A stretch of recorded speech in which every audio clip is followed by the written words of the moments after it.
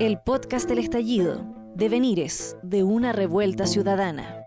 Es una serie sonora de las y los académicos de la Facultad de Comunicación e Imagen de la Universidad de Chile, Ana María Castillo, Dino Pancani, Carolina Trejo y Juan Enrique Ortega. Un nuevo aporte para reflexionar y disputar las memorias de una de las movilizaciones sociales más importantes desde el retorno a la democracia. Dando voz a decenas de testimonios que no tienen cabida en los medios tradicionales, queremos invitar a pensar el Chile que se alzó en contra de las injusticias, por más libertad, por más participación y democracia. Hoy presentamos Capítulo 1. Estallido, una protesta social. Iniciamos el primer capítulo del podcast del estallido, Devenires de una revuelta ciudadana. Trabajo que pretende tomar una posición en torno a la movilización social más relevante desde el término de la dictadura militar en 1990. Hemos dividido en 4 capítulos este ciclo sonoro y lo iniciamos con el capítulo Estallido, una protesta social, en donde nos referiremos a la movilización social, reacción política y gremial, trabajo que estuvo a mi cargo. Continuaremos con Cultura y Estallido, una revuelta creativa que versará sobre expresiones gráficas, recitales, creación artística, entre otras. Trabajo realizado por Carolina Trejo. Ana María Castillo es la responsable del capítulo 3, que hemos denominado Prensa y Estallido, los medios de comunicación al estrado, que problematizará el desempeño de los medios de comunicación y la comunidad internacional. Y finaliza el ciclo con el programa realizado por Juan Enrique Ortega, Derechos Humanos y Estallido, la cicatriz de la impunidad. Nuevamente, la cicatriz de la impunidad. Resumen de violaciones a los derechos humanos durante el estallido y la falta de verdad, justicia y garantías de no repetición. Al igual que en el trabajo sonoro anterior, el podcast del golpe, Memorias de Medio Siglo, queremos relevar las voces que usualmente no tienen cobertura mediática, a las y los protagonistas del acontecimiento. Queremos hacer un ejercicio de memorias. ¿Qué dijeron hace 5 años y qué dicen o dejan de decir hoy? Chile despertó, con todo si no pa' qué, que la dignidad se haga costumbre, fueron algunas de las consignas que poblaron los muros de la ciudad.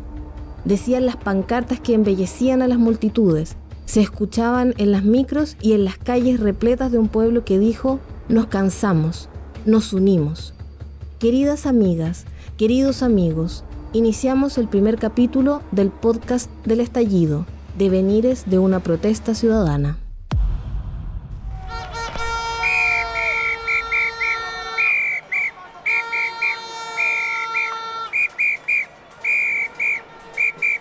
Por quinto día consecutivo se registraron incidentes en cerca de 15 estaciones del metro de Santiago de Chile, luego de la última subida del precio de los tiquetes. Fue más cerca del mediodía que las evasiones masivas se multiplicaron en distintas estaciones de la red metro y como en la mayoría había presencia policial, los enfrentamientos eran inevitables.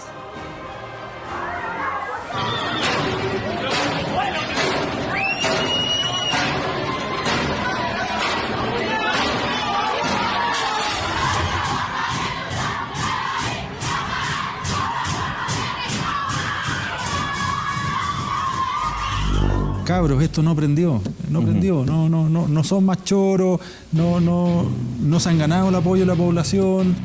Con unas administradoras de fondos de pensiones que lucran con nuestros ahorros, unas instituciones de salud previsional, ISAPRES, que cobran cotizaciones abultadas ilegalmente, entregan un servicio deficiente y se desprenden del cotizante cuando tiene una enfermedad crónica, con un sistema escolar cuya calidad es a la medida del bolsillo de las y los apoderados, y una educación superior que privilegia a las instituciones privadas, con el agua, el gas, la electricidad y las carreteras, entre otros servicios otrora públicos, hoy en manos de privados, con un sistema judicial, político y económico que carece de transparencia, en medios de comunicación monopolizados por la derecha política y económica chilena, la ciudadanía dijo: basta. Claudia, senadora. Bueno, las razones del estallido social o de la revuelta, yo creo que son obviamente razones de una gran cantidad de cansancio de la ciudadanía, de las organizaciones, del pueblo de Chile, de ver que demandas que históricamente se han hecho en materia de la mejora de políticas públicas, en salud, en pensiones, en salarios, en educación, en vivienda, en aspectos de mayor incidencia de las organizaciones también en la mejora de la democracia de nuestro país, no siempre llegan a buen puerto y a veces se dilatan eternamente, producto de la composición de las fuerzas, diría yo, de el poder parlamentario por un lado, y por otro lado también producto de que el gobierno de Sebastián Piñera en su segundo periodo fue bastante displicente en términos de hasta literalmente burlarse de las necesidades que estaban. O sea, tuvimos ministros a los pocos días antes de, digamos, del estallido que resolvían el tema del aumento de la locomoción o del metro diciendo, bueno, levántese más temprano que hay hora valle, hoy día, miren, subieron todos los precios de la canasta básica, pero sin embargo las flores bajaron, así que compren un ramo de flores. Entonces yo creo que desde ese punto de vista la sorna no hay un hito que gatille el estallido necesariamente, que lo explique omnicomprensivamente desde ese punto de vista, pero obviamente es una cantidad de tiempo en los cuales las demandas históricas y más estructurantes de la desigualdad en nuestro país no encuentra salida político-social más coincidente con la ciudadanía. La estrategia es romper toda la cadena de abastecimiento de alimentos, incluso algunas zonas del agua, las farmacias.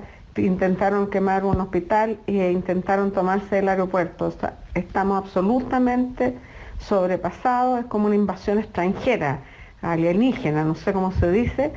Estamos en guerra contra un enemigo poderoso, implacable, que no respeta a nada ni a nadie, que está dispuesto a usar la violencia y la delincuencia sin ningún límite. Estás escuchando Podcast del Estallido, Devenires de una revuelta ciudadana. Capítulo 1, Estallido, una protesta social.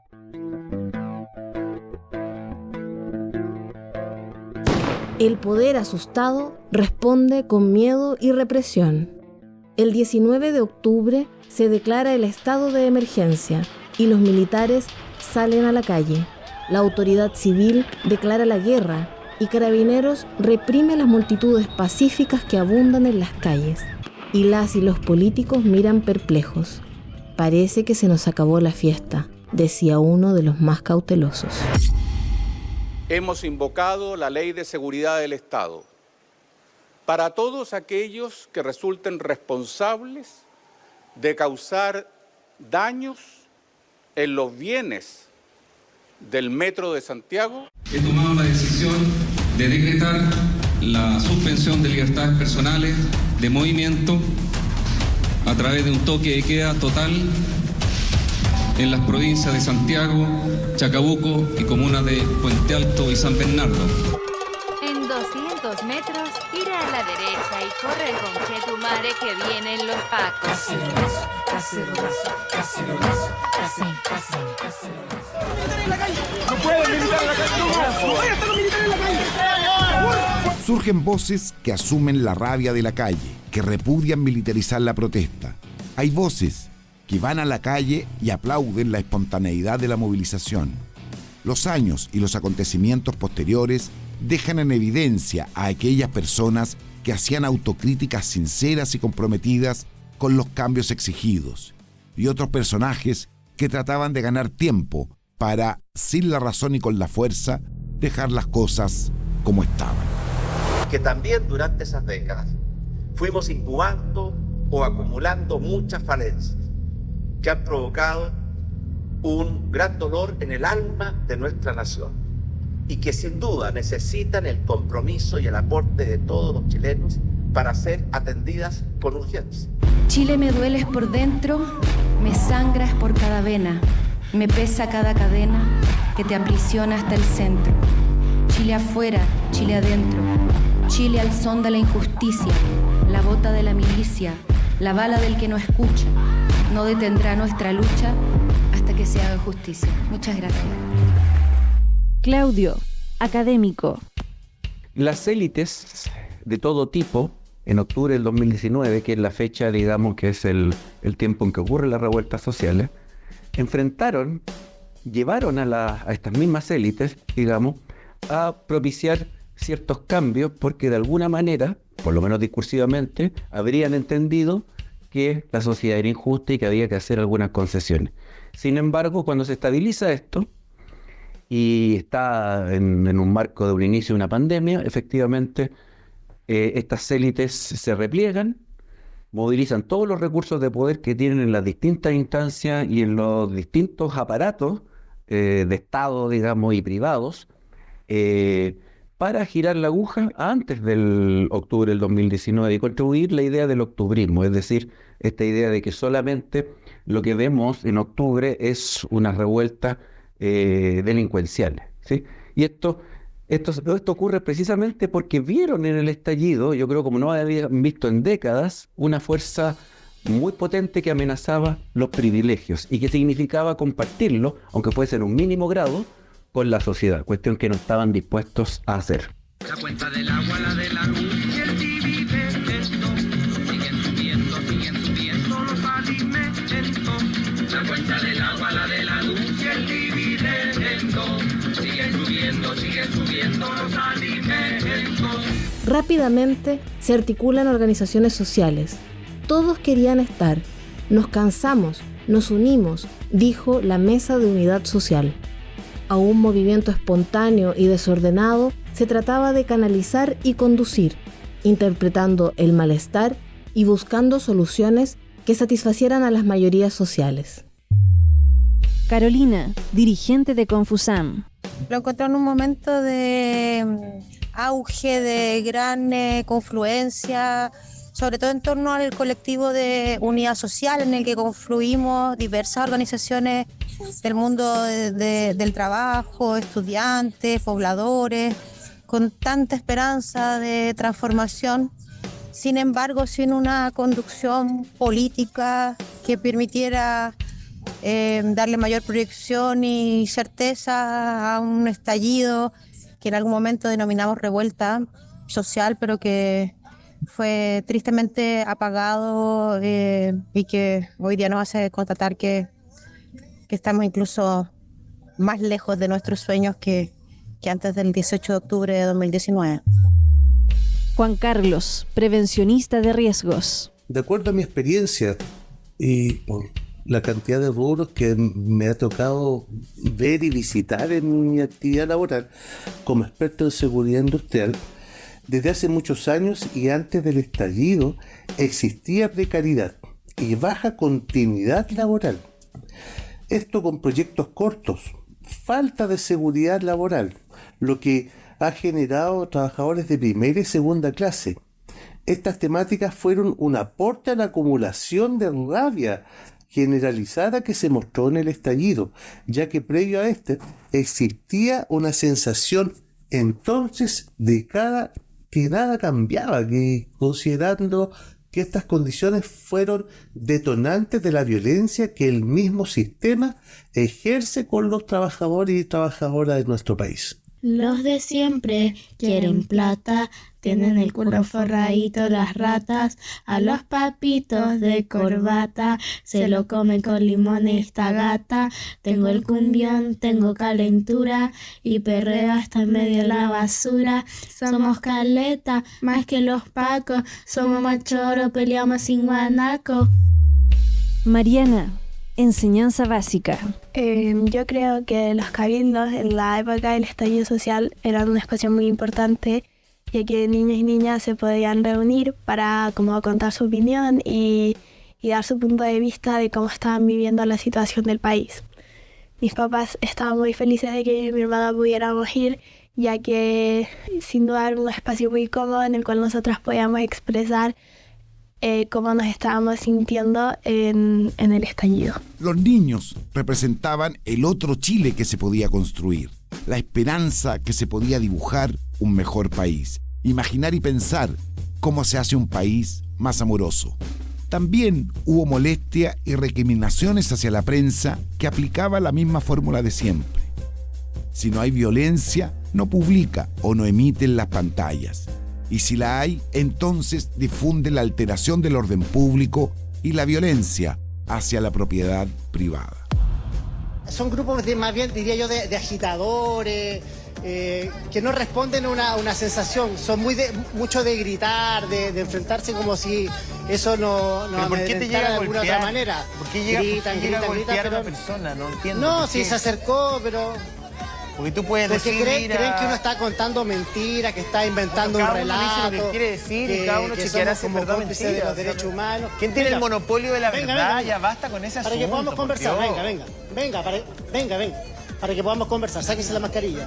Para que es que no. ¿Qué es lo que usted nos está diciendo a nosotros que estamos haciendo? Tienen que ver, realmente mostrar la verdad. Y no han mostrado la verdad en ningún minuto. ¿Cuál sería la verdad que usted me dice? Están reprimiendo en este minuto en el puente a los estudiantes. Verónica, periodista. Cuando se dio el estallido del 2019 desde la calle, se miró a los medios de comunicación con una visión bien crítica. El foco de la prensa, especialmente el televisivo, fue en general a hechos violentos, restando importancia a la violencia estatal, policial y a las violaciones de derechos humanos que estaban ocurriendo. Muchos volcaron sus ojos hacia el periodismo, algunos pretendiendo utilizar a periodistas y medios para manipular a la opinión pública. Recuerdo a Juan Sutil, en aquella ocasión presidente de la CPC, cuando quitó el auspicio a un programa Agenda Agrícola de CNN Chile, acusando, según él, sesgo informativo por mostrar la represión policial y militar en los manifestantes. Desde el gremio del periodismo se dio una suerte de discusión, una suerte de autocrítica respecto de la forma en que se estaba cubriendo la protesta. Conversación que no se daba. Estábamos y seguimos estando, creo, muy ocupados, parece, en otras cosas los periodistas como para ventilar críticas a colegas y a medios. Pero que esa crítica se haga desde los mismos colegas no solamente es ético, sino necesario y una advertencia para el receptor de la información, para la gente. Un ecosistema de medios alternativos y de fact-checking surgieron para mantener a los ciudadanos informados sobre lo que realmente pasaba en la calle, y eso es muy, muy valorable. Es algo vital para la democracia. La juventud expresaba su desazón y su falta de esperanza. En Chile, la cesantía golpea con mayor fuerza a la juventud y a las mujeres.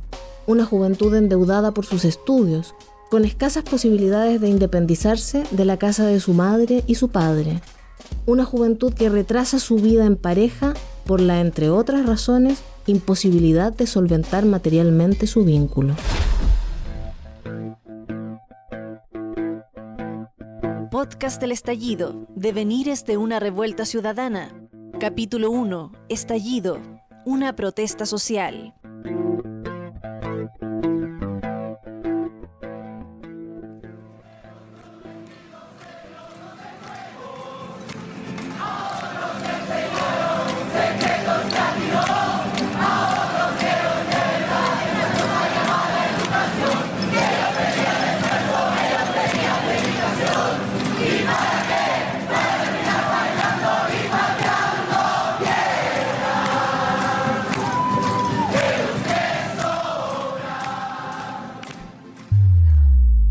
Milena, estudiante universitaria. Sobre la importancia de que hayamos sido estudiantes secundarios quienes hayan detonado el estallido social, como toda generación creo que tiene que ver con una carga que arrastramos de generaciones atrás, de abusos y de desigualdad, pero por supuesto también que antes de nosotros, una década atrás fue la Revolución Pingüina y el movimiento estudiantil, por lo tanto ya teníamos cierta conciencia de que como jóvenes, adolescentes, estudiantes y secundarios éramos válidos y podíamos ser capaces de generar ese tipo de cambios.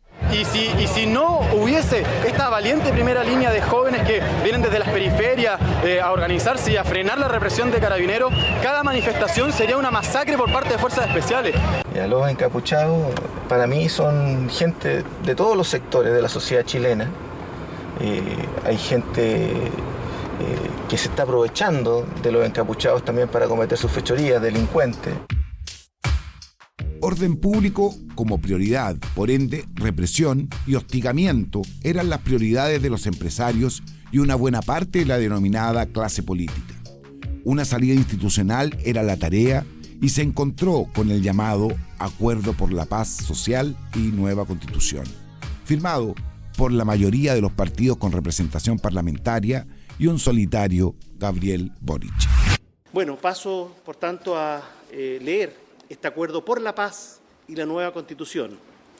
Ante la grave crisis política y social del país, atendiendo la movilización de la ciudadanía y el llamado formulado por Su Excelencia el Presidente Sebastián Piñera, los partidos abajo firmantes han acordado una salida institucional cuyo objetivo es buscar la paz y la justicia social a través de un procedimiento inobjetablemente democrático. 1.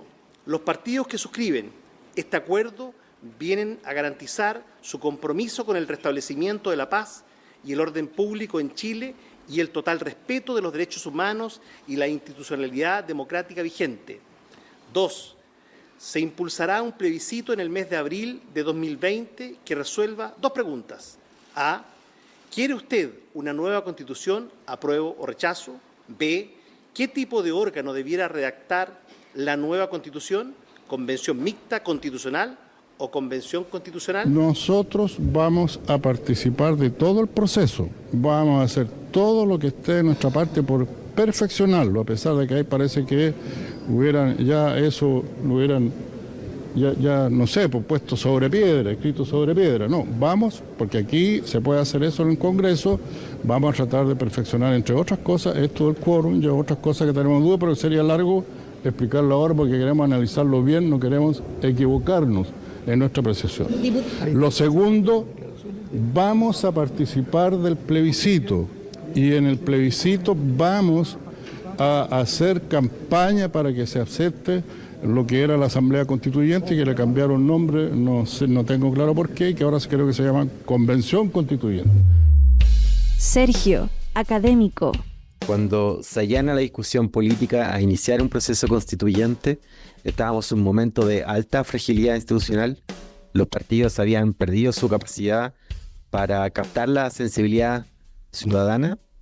Entonces fue clave incorporar en este proceso criterios de representación, de paridad, de participación de pueblos indígenas y de personas independientes a los partidos políticos, porque ayudó a dar una legitimidad social al inicio de este proceso.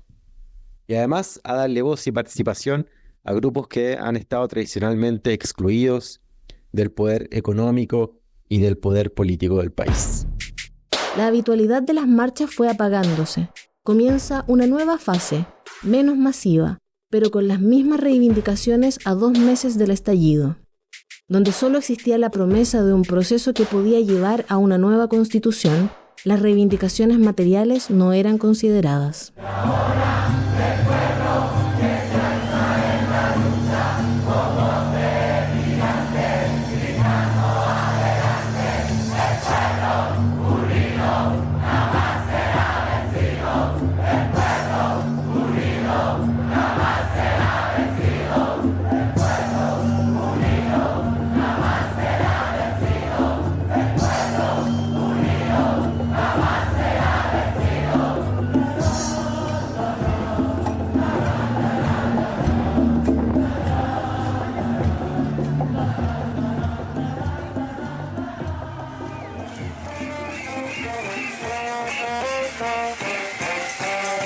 El 8 de marzo del 2020 convocó a más de 1 millón de mujeres en Santiago y cerca de 2 millones en todo Chile.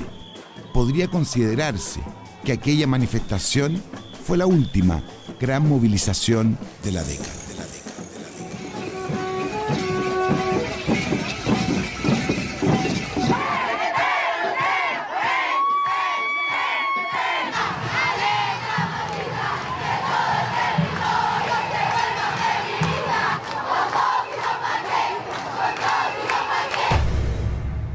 Menos de una semana después de esta movilización, se cerraron los colegios y el pueblo asumió primero un encierro voluntario y luego acató uno obligatorio. Cuarentena total en Santiago de Chile tras el rápido incremento de contagios de coronavirus la semana pasada. Con cerca de 41.500 casos y al menos 421 personas fallecidas, Las cifras han alertado a las autoridades al ver el número de decesos duplicarse en 48 horas y constatar que el 90% de las camas de cuidados intensivos están ocupadas. La emergencia sanitaria obligó a posponer casi un mes los megacomicios en Chile para este próximo fin de semana. Serán 2 días de votaciones y un proceso electoral múltiple. Los chilenos deben elegir a los 155 miembros que van a redactar la nueva Constitución, pero también van a votar por concejales, alcaldes y gobernadores.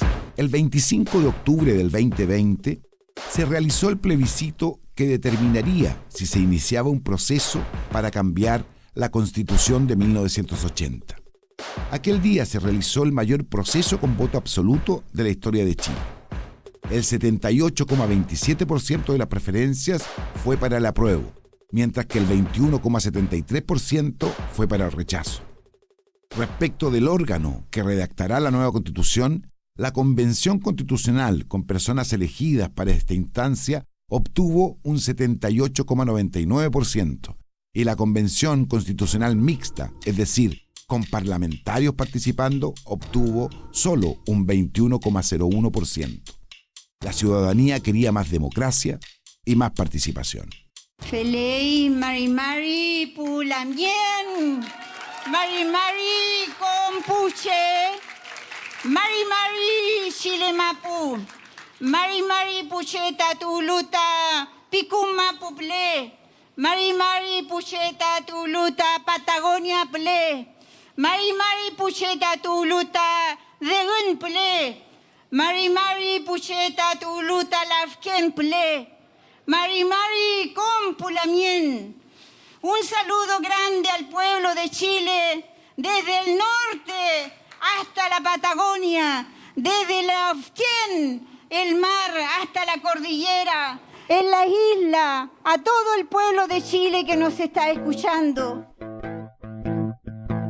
Podcast del Estallido, Devenires de una revuelta ciudadana. Capítulo 1, Estallido, una protesta social.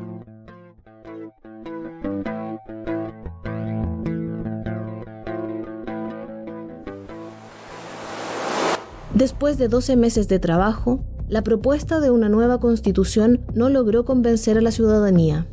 Un categórico 38,14% estuvo de acuerdo con la propuesta, mientras un 61,86% la rechazó. El proceso se repitió con una nueva propuesta, esta dominada por la ultraderecha chilena. Nuevamente, la gente rechazó la propuesta y nos quedamos con la actual constitución. Los 2 intentos por cambiar la actual Carta Magna y sus respectivos fracasos quizás son un prisma para resumir los resultados institucionales del estallido social. Harto movimiento, pero todo quedó igual. María Eugenia, académica. El estallido no se cerró. Las movilizaciones de ese momento, del 2019, parecieron extinguirse tras, una vez más, el acuerdo por arriba que se firmó en el Congreso, si recordamos bien, y ese acuerdo pretendió sellar el destino de las movilizaciones, de las reivindicaciones que, por cierto, no han sido resueltas en ninguna de las materias, ni en calidad de vida, ni en salud, ni en reforma de pensiones, ni en educación. Por lo tanto, no podemos decir que el estallido se cerró. En Chile, a menudo la historia nos enseña, ¿no?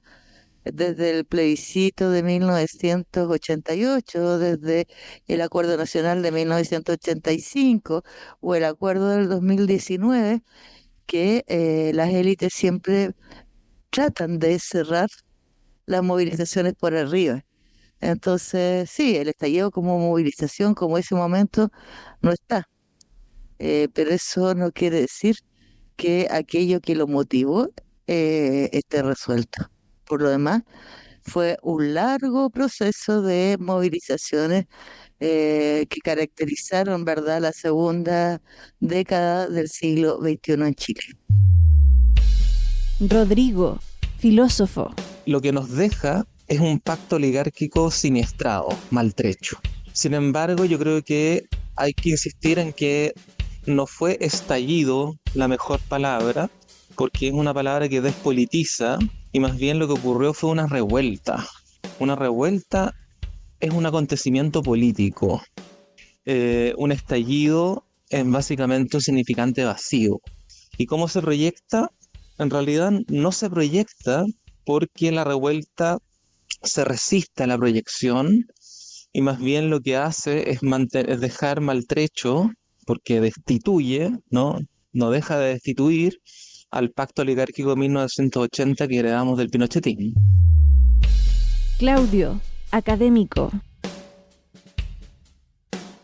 Yo creo que las reivindicaciones exigidas durante el estallido, que tienen que ver con no más humillación, que tienen que ver con dignidad, con condiciones dignas para la vida y enfrentar la precarización en la que se encuentra el pueblo empobrecido de nuestro país, creo que están vigentes.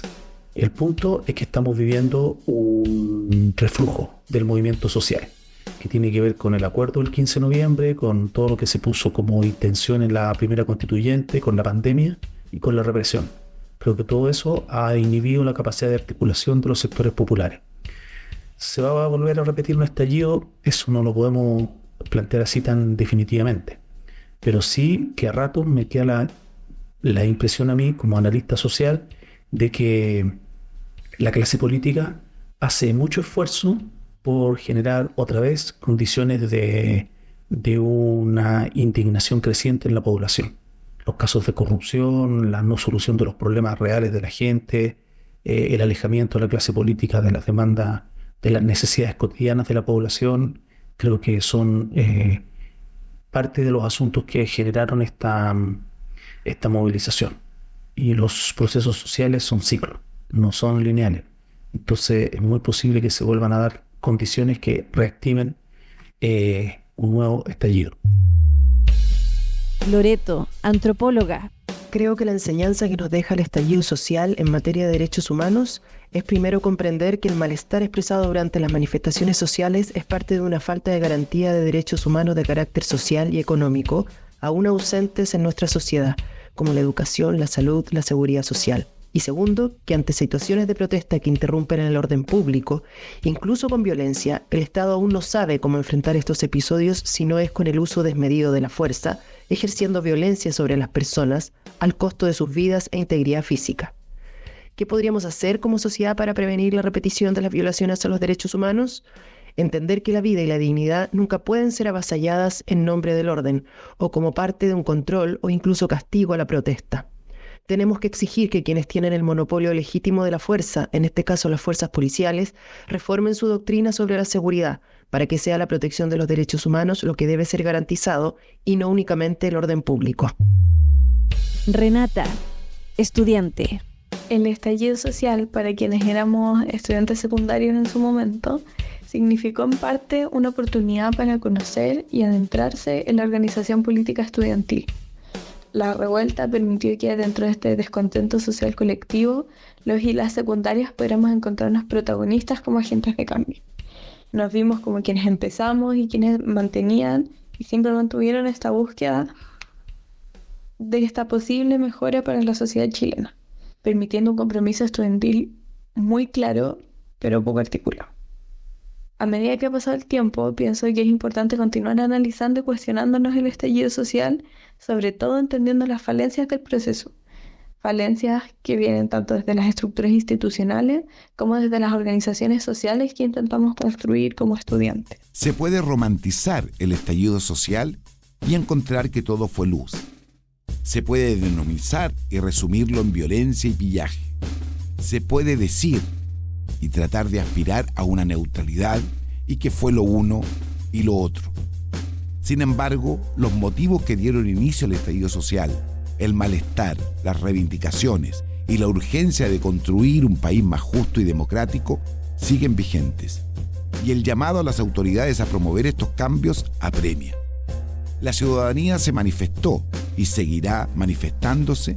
Se espera que la respuesta del establishment no siga siendo hacer oídos sordos. Finalizamos el primer capítulo del podcast del estallido, Devenires de una revuelta ciudadana, y queremos invitarlas e invitarlos a escuchar el siguiente capítulo, Cultura y estallido, una revuelta creativa.